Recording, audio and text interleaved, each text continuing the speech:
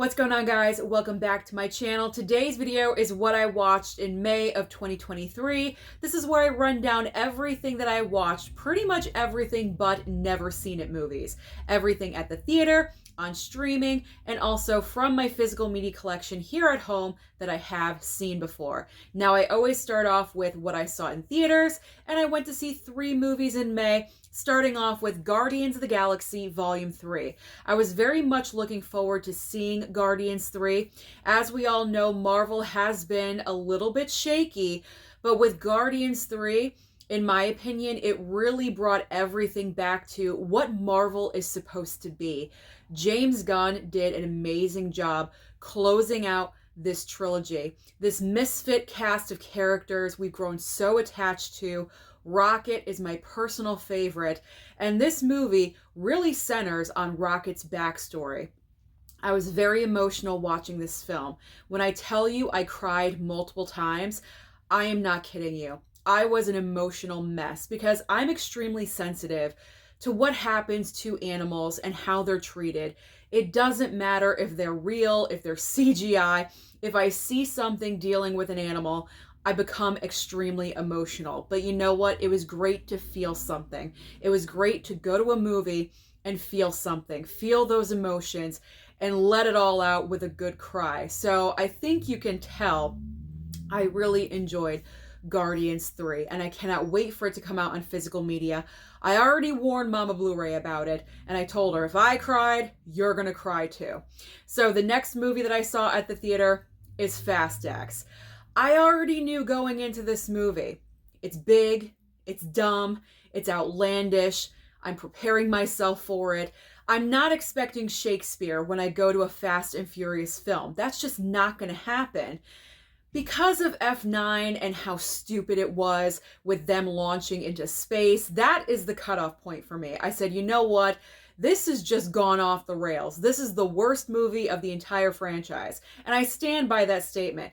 F9 to me is the worst movie.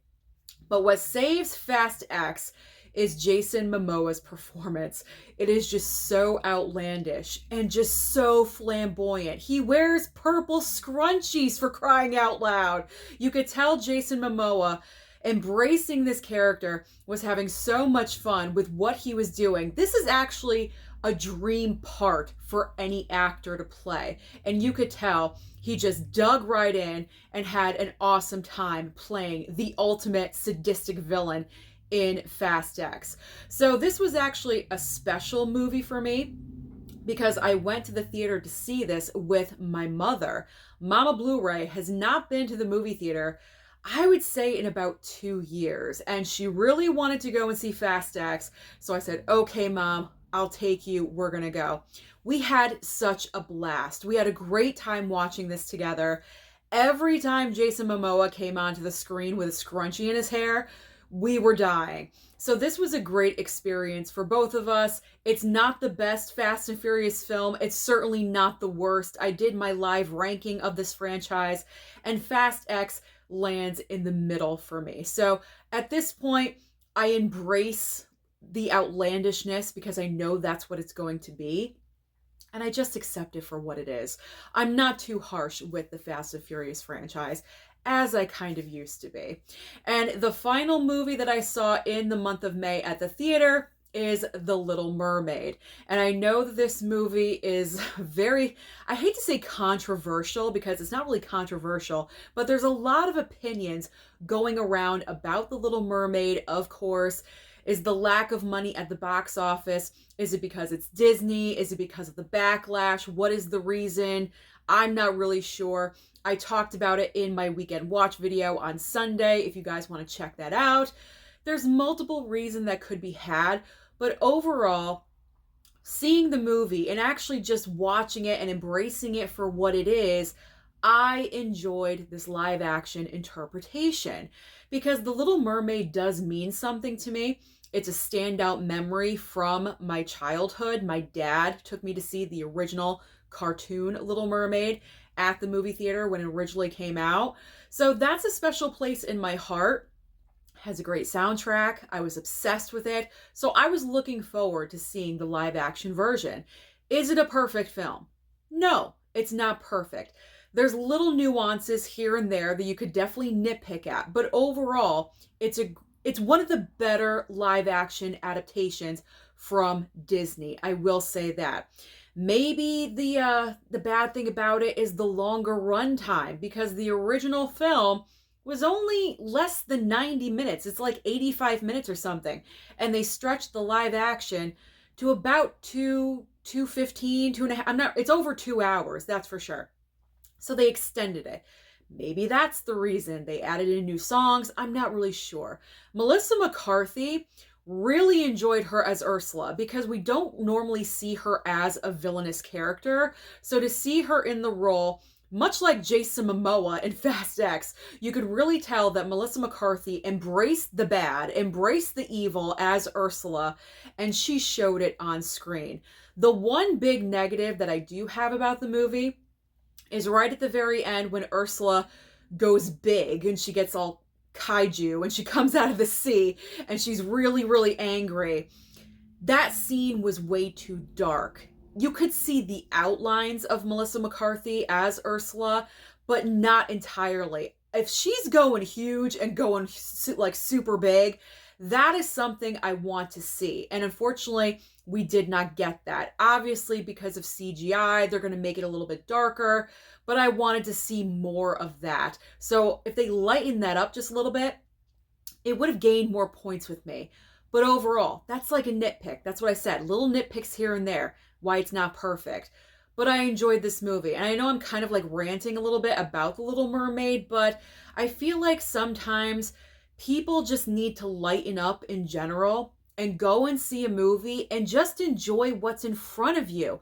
Don't prejudge something. I'm probably going to get a lot of comments when I say this, but don't prejudge something before you go and see it. Just go and see it. If you like it, you like it. If you don't, you don't.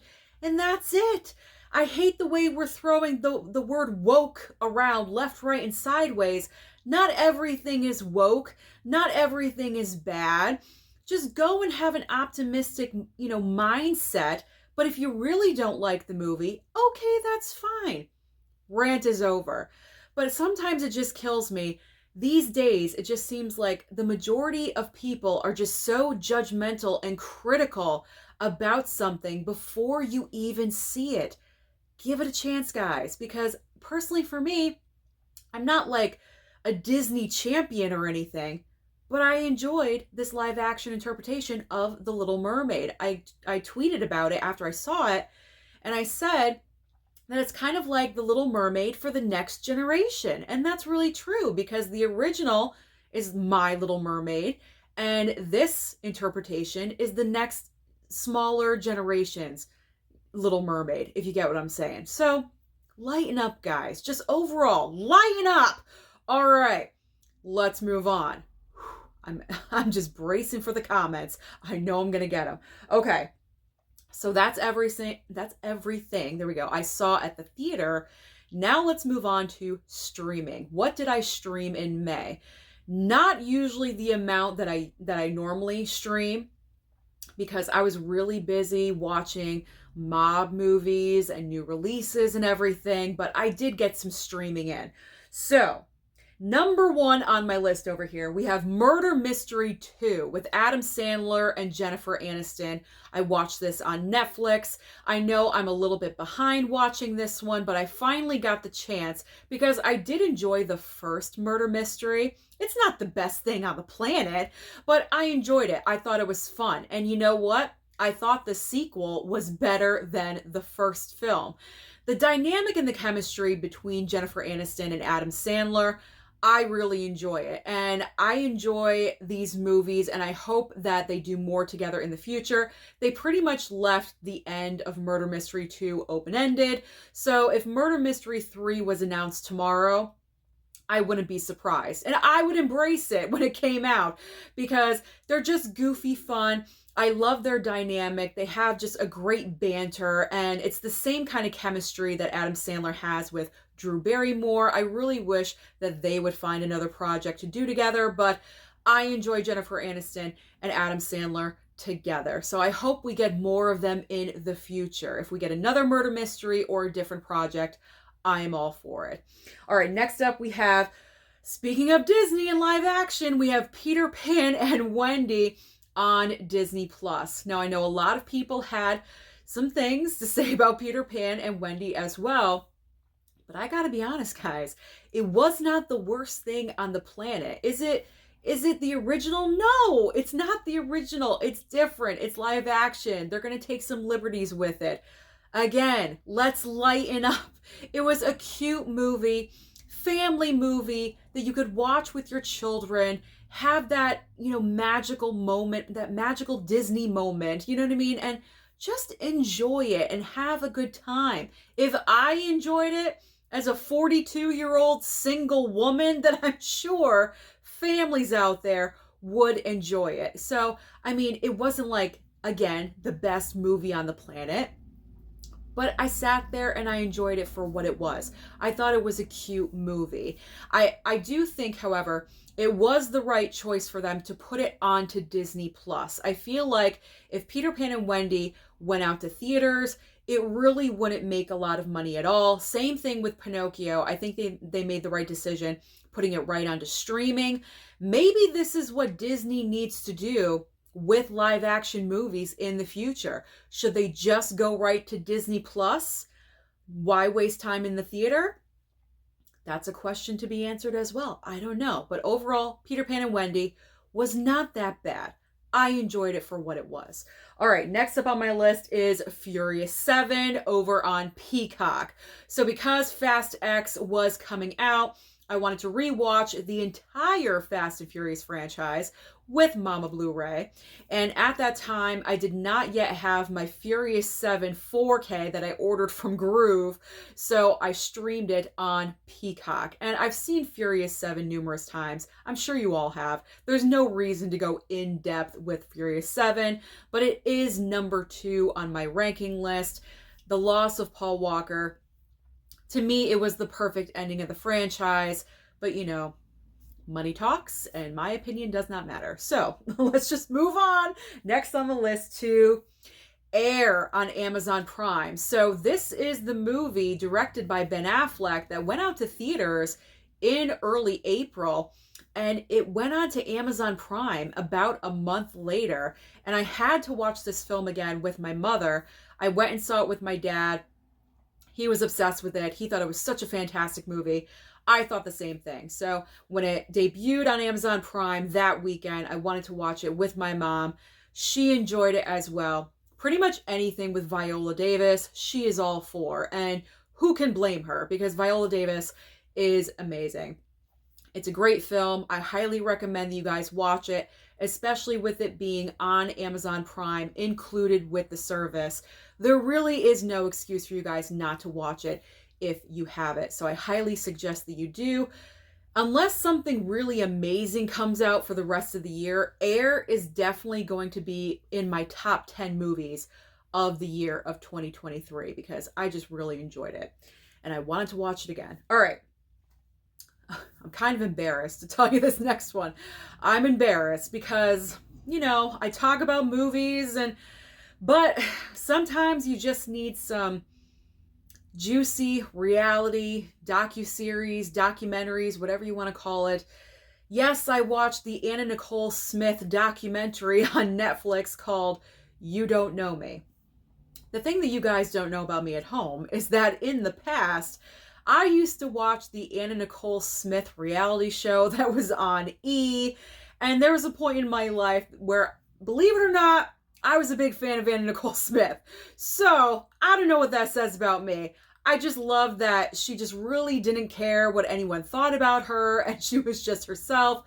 Did she have problems? Yes, of course. Obviously, it led to her death. But I was interested in watching this documentary because I knew a lot about her life already, but I wanted to see if there was something that I did not know. And there were a few things. And I am interested in documentaries. I watched the Brooke Shields documentary a month or two back as well on Hulu. So pretty much anything with like a documentary about someone that I'm interested in, I will give it a watch. So yes, embarrassing as it is, I watched the freaking Anna Nicole Smith documentary on Netflix. Okay, so we got that out of the way. Devotion is up next. Devotion on Paramount Plus. So I watched this Memorial Day weekend. What more perfect timing to watch something like this? It's been on my streaming list for a while, and I knew it. I was like, you know what? I'm watching it tonight, meaning the Friday of Memorial Day weekend, and I enjoyed the movie.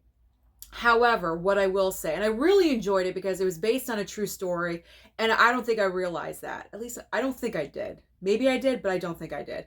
I love true stories because, as I always say, it drops knowledge on my brain, and someone that has an experience like this, they deserve to be recognized, and their stories deserve to be told.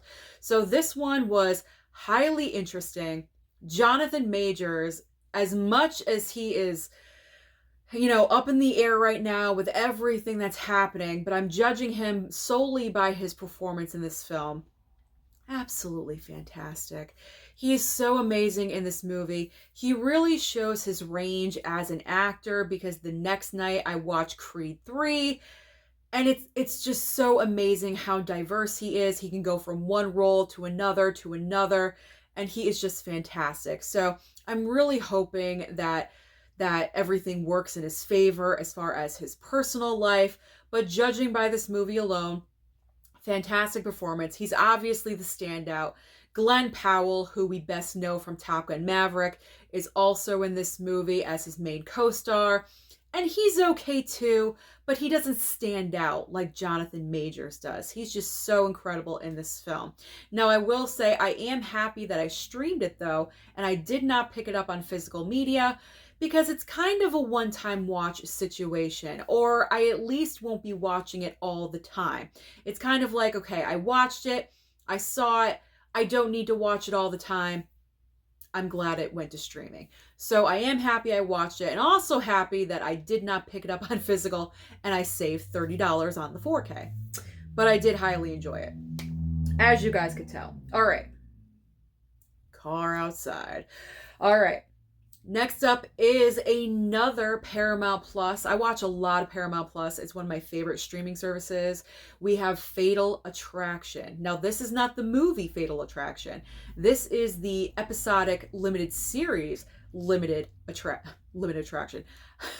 Hold on. This is the limited series Fatal Attraction. There we go. Starring Joshua Jackson, who we all know as Pacey from Dawson's Creek, and Lizzie Kaplan. This is, I believe, 8 episodes, and at first I started watching it, kind of got off the train, and then I got back on the train, and I kept up with it until the very end. So what I will say about this series, I did enjoy it. It pretty much remained true to the movie. They had the same names. The character names were exactly the same. The situation pretty much was the same. Little differences here and there. But overall, the last couple of episodes kind of got off the track for me just a little bit. It's kind of like we focused on other characters in the series and not what's going on between the two main characters of the show, which that's what it should have focused on. That's what they were doing the first about 4 or 5 episodes, and then it kind of just got lost. And then the last episode, I'm like, what's going on? There's something major happening with the daughter that was kind of a twist you did not see coming. And it clearly leaves it open-ended in case they do want to go on and have a second season. But if they don't, they're leaving it so open-ended, you're just going to have multiple questions. So I did enjoy this limited series, but also at the same time, I kind of just wish that they focused more with Joshua Jackson and Lizzie Kaplan's characters. Plus, Lizzie Kaplan, I wanted her to be way more psycho, because obviously she's playing the Glenn Close part from the movie. I need a good psycho. I love a great psychopath in a movie or a show. And I feel like she could have stepped it up, or they could have had her step it up just a little bit. Maybe she wanted to as an actress and they said, no, we're not going there. Not really sure whose call that was, but I wanted a little bit more crazy, a little bit more like, you're nuts from Lizzie Kaplan's character. But overall, if another season comes out, I'll probably watch it because That's how I am. And finally, ending the streaming list, of course, I'm going to watch The Family Stallone. I mean, this is Sly Stallone. Pretty much, this is the Kardashians with the Stallone family instead of the Kardashians. So this is Sly Stallone with his wife Jennifer and their 3 daughters, and this is just a peek inside of their life. As I said, it's a reality show on Paramount Plus, and what's great about this series is that the episodes are only about 25 minutes long a piece. So easy to watch. They don't overstay. You're engrossed in what's happening. I mean, I just love Sly. I'm intrigued by him for some reason. I have been for a few years now. So pretty much anything with Stallone, I am a fan. I mean, his wife and his daughters are absolutely beautiful and gorgeous. This is not a surprise at all whatsoever. But it's nice to see the other side of Sly, because we're so used to seeing him holding a gun and beating 20 people in a room. But on this show, I'm trying to talk about Sly Stallone.